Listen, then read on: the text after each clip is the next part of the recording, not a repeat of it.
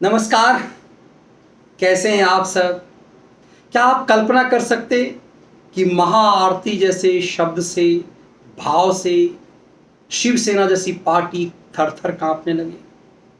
राज ठाकरे ने 3 मई के लिए प्रदेश में, महाराष्ट्र में महाआरती की घोषणा की, तो उद्धव ठाकरे थर थर क्यों कांपने लगे? दरअसल उद्धव ठाकरे के चचेरे भाई और खुद को बाला साहब ठाकरे के उत्तराधिकारी कहने वाले महाराष्ट्र नवनिर्माण पार्टी के सुप्रीमो राज ठाकरे ने यह घोषणा की है कि वे 3 मई को महाआरती करेंगे। पूरे प्रदेश में मनसा महाआरती करेगी और ये इसलिए करेगी कि यदि 3 मई तक प्रदेश के तमाम मस्जिदों से लाउड स्पीकर नहीं उतरता है तो वो महाआरती करेंगे। उनकी दलील ये है कि इस लाउड स्पीकर ने लोगों का जीना दूभर कर दिया है। ध्वनि प्रदूषण के कारण परेशानी होती है। देश की सबसे बड़ी अदालत का आदेश है कि मंदिर मस्जिद कहीं पर भी लाउड स्पीकर नहीं होना चाहिए और इसके लिए एक पैमाना तय किया गया है कि एक ध्वनि प्रदूषण का लेवल इससे ज्यादा नहीं होनी चाहिए। इसीलिए राज ठाकरे ने यह मुद्दा अपने चचा बाला साहब ठाकरे वाला उठाया। बाला साहब ठाकरे ने भी एक समय में मस्जिदों से अजान दिए जाने, चीख चीख करके लाउड स्पीकर पर अजान दिए जाने का विरोध किया था। लेकिन यह मुद्दा राज ठाकरे ने एकाएक क्यों उठाया? उस राज ठाकरे ने जो 2019 के चुनाव से पहले कई मायने में हिंदू विरोधी होने लगे थे, मोदी विरोध में हिंदू विरोधी होने लगे थे, मजाक उड़ाने लगा था मोदी का, अब वही राज ठाकरे एक नए एजेंडे को पकड़ लिया। मुद्दा ऐसा कि हिंदुओं को वो भाने लगा है और इस देश में अब ये समझ आने लगा है कि राज वही करेगा जो हिंदुत्व को अपनाएगा। कांग्रेस लगातार खारिज होती चली गई हिंदू विरोधी होने के कारण।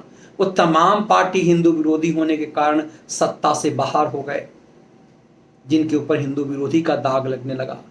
अब हिंदुत्ववादी पार्टी कही जाने वाली शिवसेना कांग्रेस और एनसीपी के साथ मिली तो कहा जाता है संगत से गुण आत है, संगत से गुण जात। तो उन पार्टियों के साथ होने के कारण जिस सेकुलरिज्म को बाला साहब ठाकरे गाली मानते थे, कांग्रेस के साथ रहते रहते, एनसीपी के साथ रहते, शरद पवार को के साथ रहते रहते उद्धव ठाकरे को सेकुलरिज्म का नशा छा गया और ऐसे में वो कई स्तर पर ऐसा लगने लगा कि वो राम विरोधी हो गए। राम मंदिर पर भी कई बार ऐसे बयान आने लगे उनके मुख्य प्रवक्ता के माध्यम से। और अब जब मस्जिदों से लाउड स्पीकर हटाने की बात राज ठाकरे ने की तो कायदे से उद्धव को ये चीजें लपक लेनी चाहिए थी और इसे हटा देना चाहिए था। यह काम बड़ी आसानी से बिना हटाए फरमान जारी करके योगी आदित्यनाथ ने कर दिया। योगी ने मस्जिदों से लाउड स्पीकर हटाने का फरमान नहीं जारी किया, लेकिन एक निर्देश जारी कर दिया कि किसी भी धार्मिक स्थल से इतनी आवाज शोरगुल नहीं होनी चाहिए कि उस सीमा से बाहर जाए। तो कोई भी आवाज सीमा के बाहर, मस्जिद परिसर के सीमा के बाहर नहीं जानी चाहिए। इसीलिए जो साउंड सिस्टम है उसका इस्तेमाल नमाज के लिए भी कीजिए और किसी भी पब्लिक प्लेस पर किसी भी ढंग का नमाज नहीं होगा, ये योगी ने आदेश जारी कर दिया। कोई भी शोभा यात्रा या कोई भी जुलूस बिना सरकार की अनुमति के नहीं निकलेगा और वही जुलूस निकलेगा जो पारंपरिक रहा, जैसे राम नवमी की शोभा यात्रा, हनुमान जयंती की शोभा यात्रा, दुर्गा विसर्जन, सरस्वती विसर्जन, इस तरह के विसर्जन, मुहर्रम का जुलूस, यही निकल सकता है। बिला वजह उल जुलूल आप शुक्रवार को आप सड़क पे आप नमाज पढ़ने लगे, प्रोटेस्ट करने लगे, जुलूस निकालने लगे, ये चीजें योगी ने बैन कर दिया। अब योगी का ये बैन करना ये परेशानी का सबब महाराष्ट्र के लिए भी बन गया, क्योंकि ये झंडा उद्धव ठाकरे के भाई राज ठाकरे ने थाम लिया है और उद्धव को ये लगने लगा है कि धीरे धीरे हिंदुत्व का एजेंडा, हिंदुत्व का मुद्दा राज ने थाम करके उनके राजनीतिक वजूद पर को ही चोटिल कर दिया है। इसीलिए सरकार ने, उद्धव ठाकरे की सरकार ने वहां एक आदेश जारी किया है कि 100 मीटर, मस्जिद के 100 मीटर के दायरे के नजदीक किसी भी ढंग से कोई लाउड स्पीकर का इस्तेमाल नहीं करेगा। वो योगी स्टाइल में नहीं कर पाए, दरअसल अनुभव की कमी होने के कारण ये यहां फंस गए। यदि उद्धव चाहते तो योगी के वाला फार्मूला लागू कर सकते थे कि आवाज जो है उसका मंदिर परिसर या मस्जिद परिसर के बाहर नहीं जाना चाहिए, लेकिन ऐसा वो कर नहीं सके।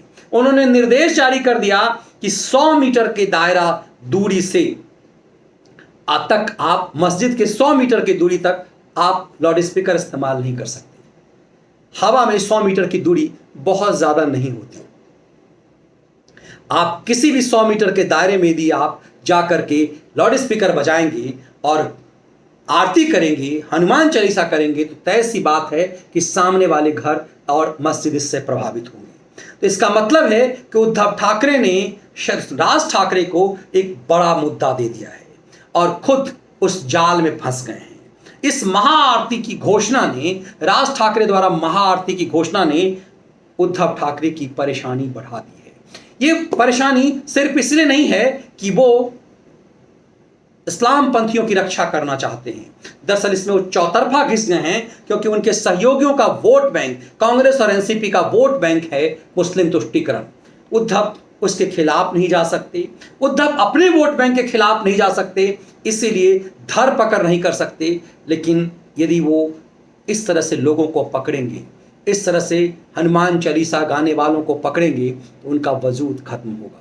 इसीलिए उद्धव ठाकरे ने 2 धाराएं लगाई हैं, 153A और 295A। ये गड़बड़ बयानबाजी के लिए है। इसमें कितनी सजा है ये सबको पता है। तो राज ठाकरे के समर्थकों को ये पता है कि इस धारा में गिरफ्तार होने से भी उन्हें कोई फर्क नहीं पड़ेगा, बल्कि उनका राजनीतिक वजूद बढ़ेगा। राज ठाकरे इसी का इंतजार कर रहे हैं कि महाआरती वो करें, वो मंदिरों में हनुमान चालीसा गवाएं और इसके बाद उन्हें गिरफ्तार करने की एक बार हिम्मत तो करें उद्धव ठाकरे। इसलिए उद्धव ठाकरे खुद अपने बुने जाल में फंस गए हैं।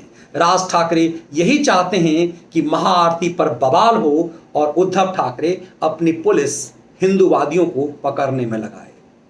इस महाआरती ने सही मायने में शिवसेना की कब्र खोदने की तैयारी कर ली है। राज ठाकरे ने बुरी तरह से उद्धव को फंसा दिया है। उद्धव के लिए एक तरफ कुआं है, दूसरी तरफ खाई, क्योंकि जिन पार्टियों के सहयोग से उन्होंने सत्ता और मुख्यमंत्री का वो आनंद ले रहे हैं, वो पार्टी कतई मस्जिदों से उन्हें लाउड स्पीकर उतारने नहीं देगी और शिवसेना उन्हें महाआरती रोकने नहीं देगी। तो